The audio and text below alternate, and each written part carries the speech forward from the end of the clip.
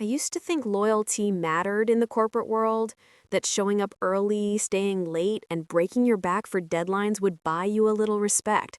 But I learned the hard way that loyalty just makes you an easier target. My job had become my whole identity. I'd poured every ounce of myself into that office with its fake smiles, burnt coffee, and humming fluorescent lights that made you forget time existed.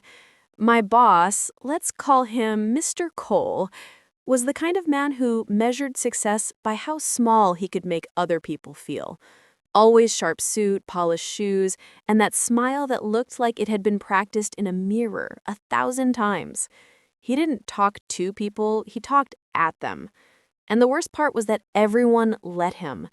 I used to believe that if I kept my head down and worked harder, he'd see me, really see me. But he never did. I wasn't a person to him. I was a resource. Cheap, replaceable, silent.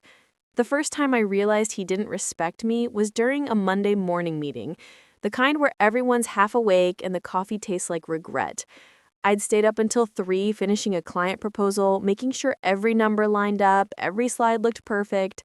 He walked into the meeting, grabbed my presentation, and didn't even glance at me before saying, "Good work, team," as if he'd done any of it. I watched him take credit for my words, my effort, my nights without sleep. Everyone nodded, pretending not to notice, because that's what people do when survival depends on silence. That was the first time I felt it, the quiet burn of humiliation under my ribs. Still, I told myself it didn't matter, that someday he'd know what I was worth. But someday never came.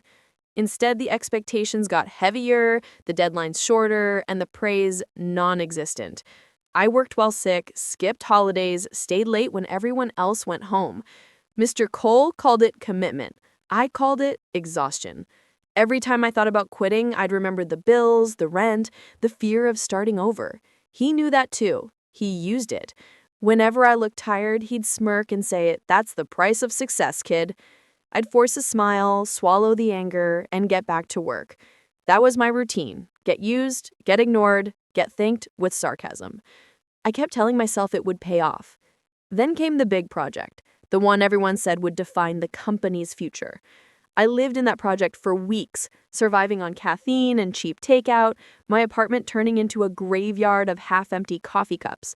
When presentation day came, I dressed my best, told myself this would be the moment he finally acknowledged me.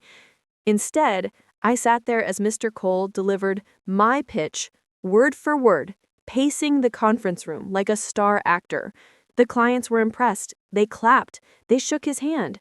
"You've really outdone yourself, Mr. Cole," they said. And he just smiled. Not one glance in my direction. Not one word of thanks. I felt something inside me break, quietly but completely. The kind of break that doesn't make noise, but changes everything. I didn't even stay for the end. I walked back to my desk, shut my laptop, and sat there staring at the blinking cursor on an empty screen. I couldn't even cry. I was too tired. When the office emptied out, I was still there, alone with the hum of the lights and the sound of my own breathing. That's when the email came in. The subject line read, "Need you to fix the quarterly report tonight. Urgent." No greeting, no please, just orders. That was it. The final straw. I laughed, the kind of laugh that comes from the edge of a breakdown, half hysterical, half heartbreak. For years, I'd been trying to prove my worth to a man who didn't even see me as human. I reached for a blank sheet of company letterhead. My hands were trembling.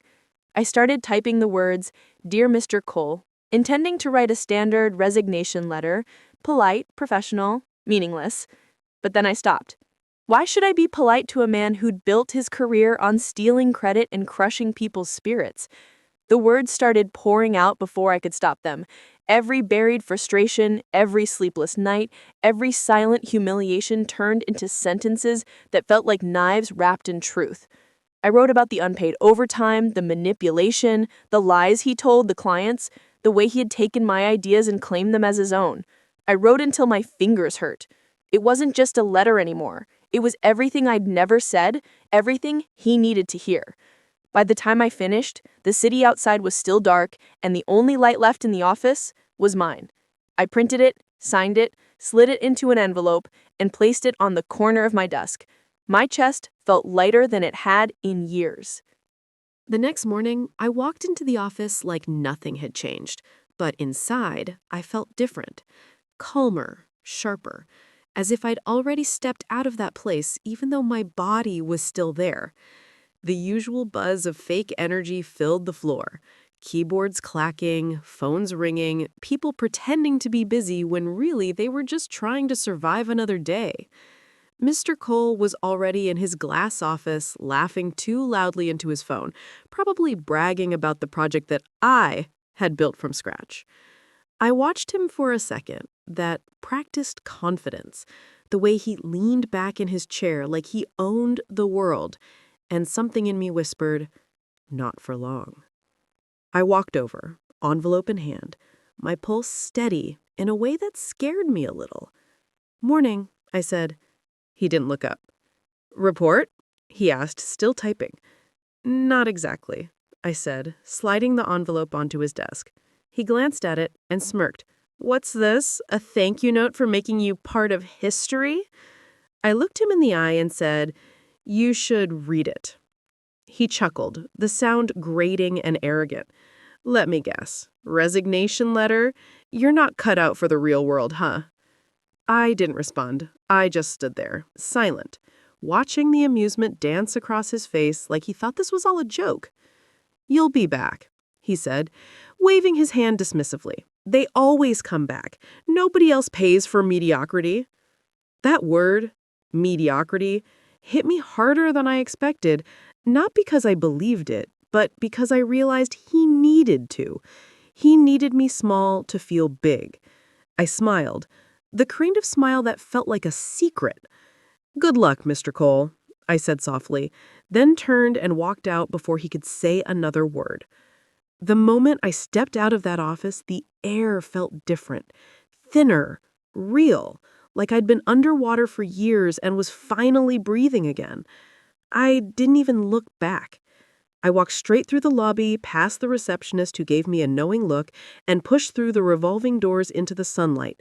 It was colder than I expected, and my hands were shaking, not from fear, but from release. I didn't know what was going to happen next, but for the first time in years, I wasn't scared. I got home that evening and collapsed on the couch, feeling the weight of 4 years leave my shoulders one breath at a time. My phone buzzed nonstop, messages from coworkers, missed calls from HR, but I didn't touch it. I just stared at the ceiling thinking about how it had all started, how somewhere along the way, ambition had turned into survival. I must have drifted off because when I woke up, the sun had set and my phone was still lighting up with notifications. I finally picked it up. There were dozens of messages, all saying variations of, "What did you do?" and "You need to check your email." My stomach tightened. Then I saw it. A new message from Mr. Cole. The subject line read, "You made a big mistake." My thumb hovered over it for a second before I opened it. The first line was short. "You think you can walk away and smear my name?" The rest was a blur of anger, threats, and fear masquerading as power. But underneath his words, I could feel it. Panic. He'd read the letter.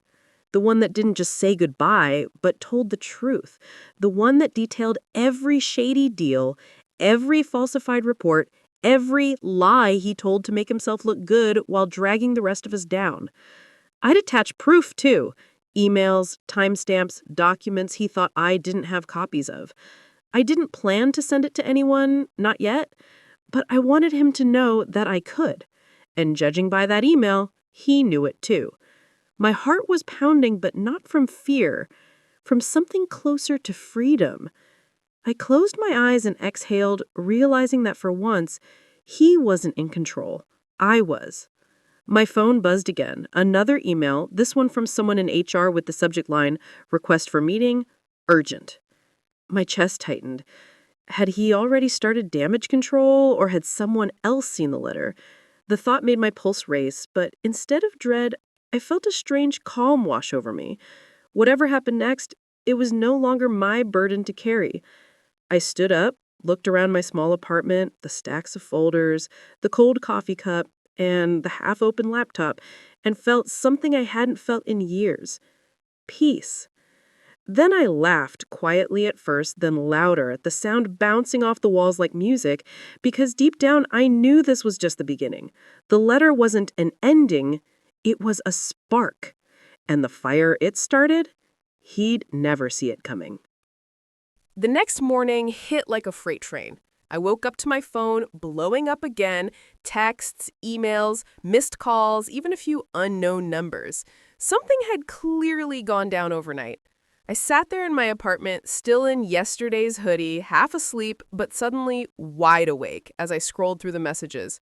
"Bro, it's everywhere," one coworker had texted. "You didn't send that letter to anyone, did you?" another wrote. My heart stopped for a second. Everywhere? I opened my laptop, and within seconds, my inbox refreshed with over 100 new emails. Some were from people I didn't even know, employees from other departments, even folks from the New York office. My letter. Someone had leaked it. Not just leaked, it had spread like wildfire through the company. Every line I wrote, every piece of evidence I had attached, was now being passed around like gospel. The subject line on every forward was the same: read this before it gets deleted. By the time I opened LinkedIn, I knew it was out of control. A vague post from an anonymous employee had gone viral. When your boss's lies catch up to him and the truth walks out the door.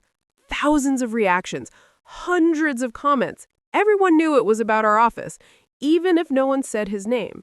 Mr. Cole, the golden boy of Edgewell Dynamics, the man who could do no wrong until now. I didn't know whether to laugh or panic. Part of me wanted to crawl under the covers and hide, but the other part, the part that had been crushed for years under his fake smiles and fake praise, felt a strange sense of justice. For once, I didn't have to say anything. The truth was finally speaking for itself. Then my phone rang again. Unknown number. I almost ignored it, but something told me to answer. "Hello?" I said cautiously. "Is this Ryan?" a woman's voice asked. "This is Linda from HR. We need you to come in immediately." Her tone wasn't friendly. It was clipped, sharp, the kind of tone that said, "We're not asking." I sighed. "Sure," I said. "What time?" "Now," she said. Click. I threw on a clean shirt, grabbed my keys, and drove back to that building I swore I'd never enter again. The whole drive there, I could feel my heartbeat sinking with the wipers, every beat reminding me of the chaos I'd just unleashed. When I pulled into the parking lot, I noticed it immediately. Clusters of people standing around, whispering, watching. It was like the air itself was charged. As I walked toward the entrance, I caught bits of conversation. "Did you read it? He's done. I heard legal's already involved." The receptionist didn't even make eye contact as she buzzed me in. Upstairs, the HR conference room was packed. Linda, two people from legal, and sitting at the end of the table like a cornered animal, Mr. Cole. His face was pale, but his jaw was tight. He didn't even look at me when I walked in. Linda gestured to a seat. "Ryan, we just have a few questions," she said, trying to sound neutral. I sat down slowly, my hands folded on the table. "About the letter," she continued. "Did you distribute it to anyone in this company?" I took a deep breath. "No," I said truthfully. "I left it on his desk. That's it." Mr. Cole finally looked up then, his eyes burning. "Bullshit," he spat. "You wanted to ruin me." I met his glare. "You did that yourself," I said quietly. The room went dead silent. Even the clock on the wall seemed to stop ticking. Linda cleared her throat awkwardly. "We're conducting an internal review," she said, her voice thinner now. "But in the meantime, we'd appreciate your cooperation." "Of course," I said. "Just make sure you check the evidence attached to that letter. Every line can be verified." Mr. Cole slammed his hand on the table. "You think you're a hero? You're nothing without me. I gave you everything. Your position, your projects." "Yeah," I interrupted, standing up. "And you took the credit for all of it. But you know what, Cole? You can't gaslight your way out of the truth this time. It's out there now, and it's not going anywhere." The legal rep, a woman with calm eyes and a perfectly steady voice, spoke next. "Mr. Cole, we'll need you to step out for a moment." He looked at her like she just betrayed him, but eventually pushed back his chair and stormed out, slamming the door so hard the glass rattled. The room exhaled collectively. Linda rubbed her temples. "Ryan, whatever happens, you should probably get a lawyer. Things are going to move fast." "I already did," I said, surprising even myself. I hadn't, not yet, but I would. As I walked out of that building again, my phone started buzzing nonstop. Coworkers, journalists, recruiters, even people from competing firms were reaching out to chat. I couldn't tell if they were curious or impressed or both. The truth is, I didn't want fame. I didn't want chaos. I just wanted peace. But peace has a funny way of showing up after you burn everything down. By the next day, the company's PR team had released a vague statement about recent allegations being reviewed internally, but it was too late. The press had already picked it up. Someone had leaked the full letter to a tech blog. It was trending on Twitter by noon. Hashtag Cole Files. People were tearing him apart, line by line, lie by lie. And me, I was sitting at a diner downtown, sipping bad coffee and watching it unfold on my phone. My old coworker, Jess, called me. "Ryan, dude, you just started a revolution," she said, half laughing, half terrified. "Everyone is talking about it. People from marketing are quitting. Legal is investigating upper management. It's insane." I laughed under my breath. "Guess the truth finally clocked in," she said. "Are you okay?" she asked. "Yeah," I said after a pause. "For the first time in forever, I actually am." But peace doesn't last long in a storm. That evening, I got a message from an unknown account. "You think you've won. Watch your back." My chest tightened. It wasn't signed, but I didn't need to guess.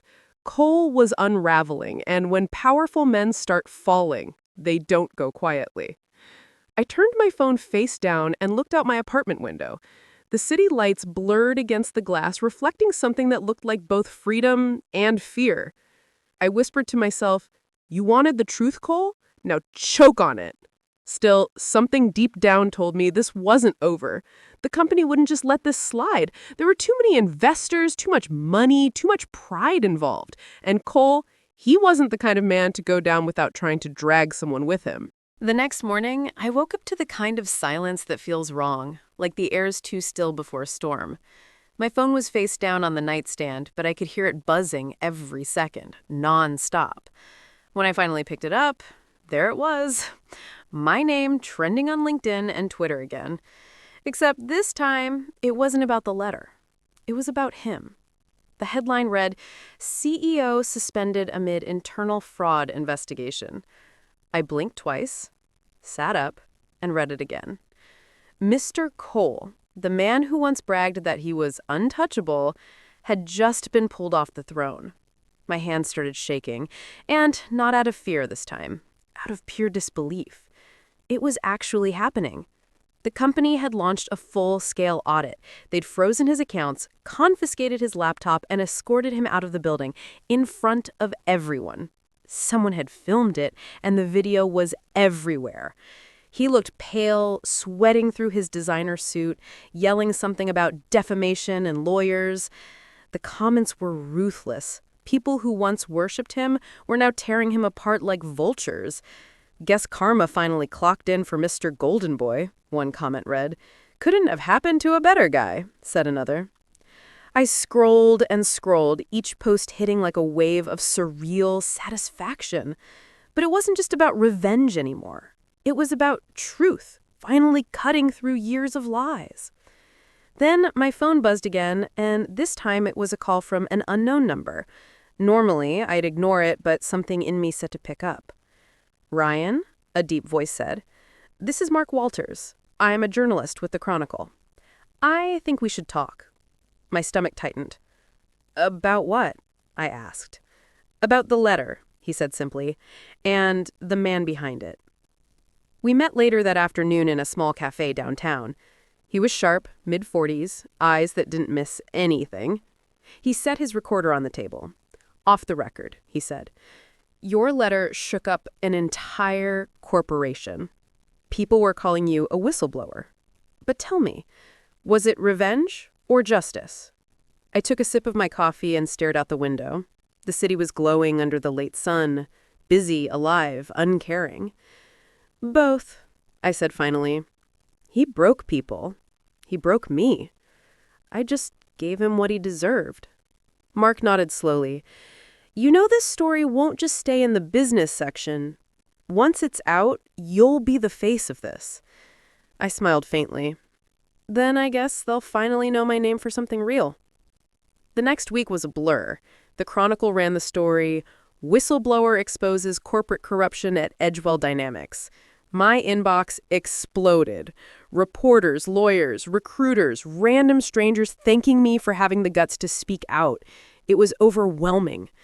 Part of me wanted to hide, but another part, the part that had spent years being invisible, finally felt seen. Meanwhile, Cole was falling apart publicly. Photos of him leaving the office went viral. His wife filed for divorce. The board issued an official statement cutting ties. He tried to post some half-hearted apology on social media, a misunderstanding, he called it. But the comments section roasted him alive. Misunderstanding? You mean stealing credit and lying for years? Bro, sorry he got caught, not sorry he did it. It was brutal. And for the first time, I didn't feel guilty. A few days later, I got a call from HR again. This time not from Linda, but from the interim director. Ryan, she said carefully, we wanted to thank you. The audit confirmed everything you wrote. You were right. Her voice softened. The board, they'd like to meet with you. I almost laughed. Meet with me after firing half the team and ignoring complaints for years? She hesitated. Yes, they're interested in consulting with you for internal restructuring. I leaned back, gritting to myself. You want me to help clean up the mess he made? Something like that. I didn't say yes right away. I let her squirm a little before replying. I'll think about it. That night, I opened my laptop, went to my drafts, and pulled up the original letter, the one that started it all. I read through it again, line by line.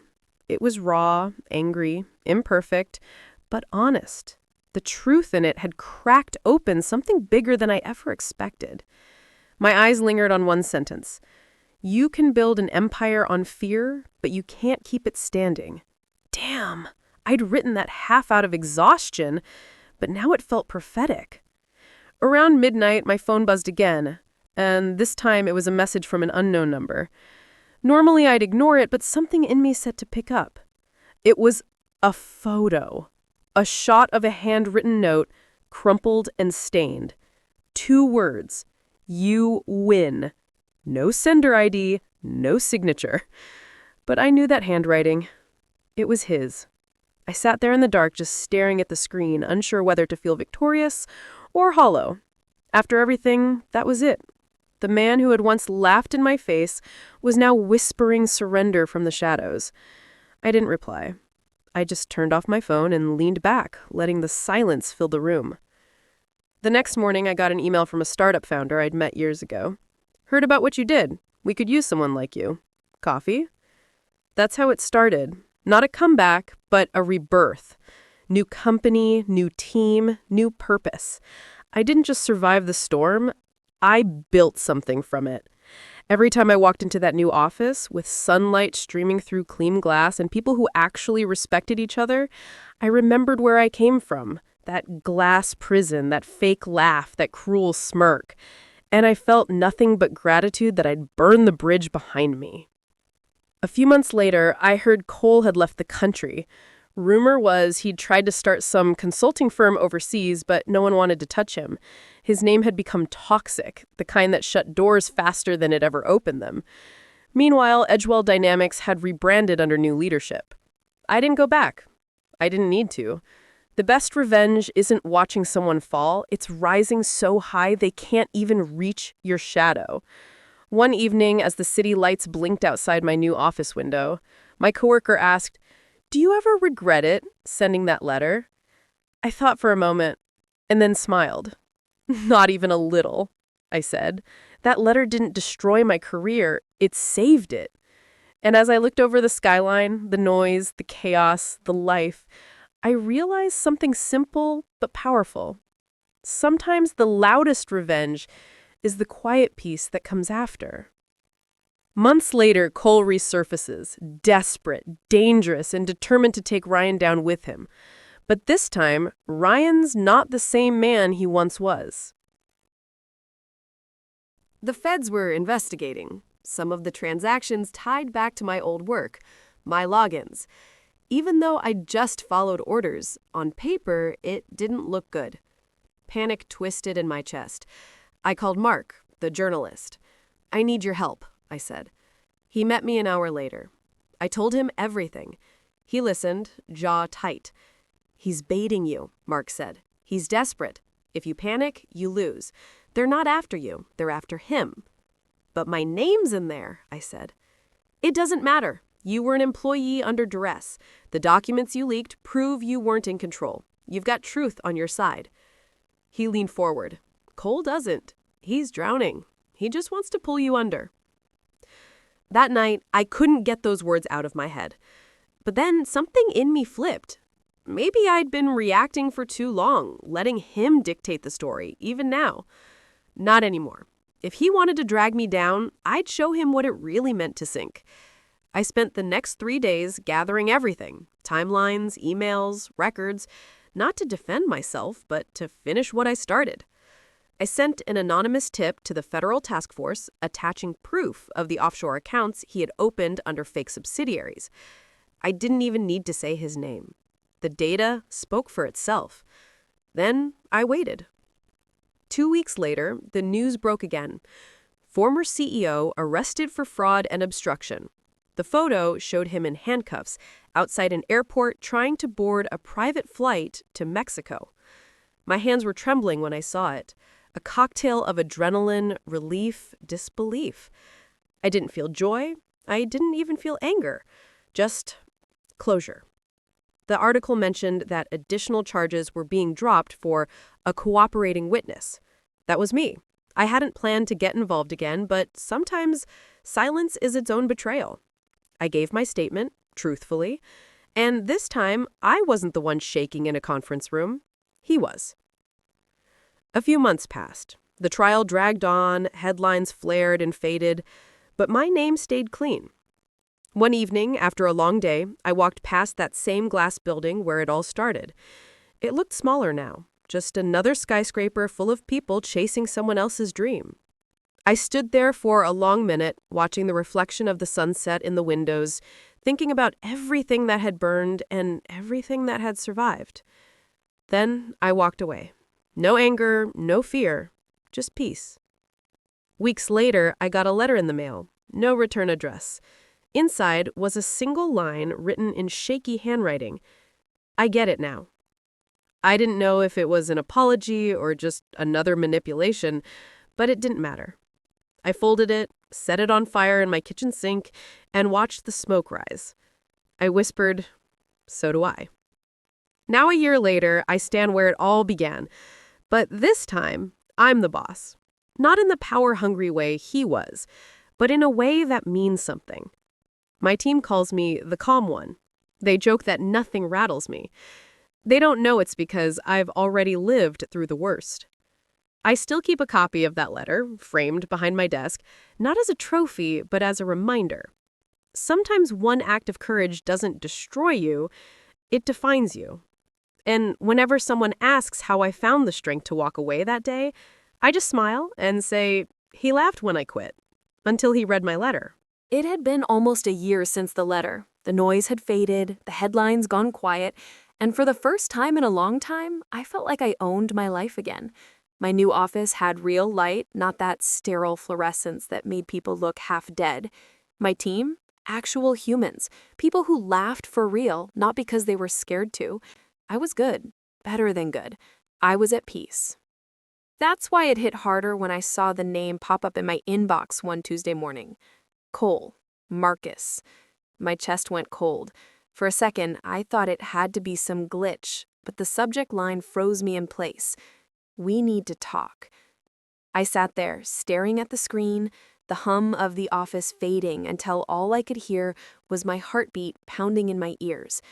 I hadn't heard from him since that cryptic "you win" message months ago. I'd assumed that was the end of it. But of course, men like Cole don't vanish quietly. They wait, rebuild, plot. I opened the email. "Ryan," it began, "you think this is over, but it's not. You took everything from me. My career, my name, my family. You want to talk about justice? Let's talk face to face. There are things you don't know." There was an address at the bottom, some coffee shop downtown, same one where I'd met the journalist. The irony wasn't lost on me. I leaned back, my stomach in knots, every instinct screaming, "Don't go." But a smaller, darker part of me whispered, "Finish it." That night, I couldn't sleep. His words kept replaying, twisting, gnawing at the edges of my peace. By morning, I'd made up my mind. I went.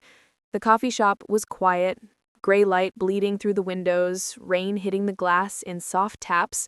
He was already there, unshaven, thinner, eyes sunken, but still carrying that same arrogance like an old jacket he refused to take off.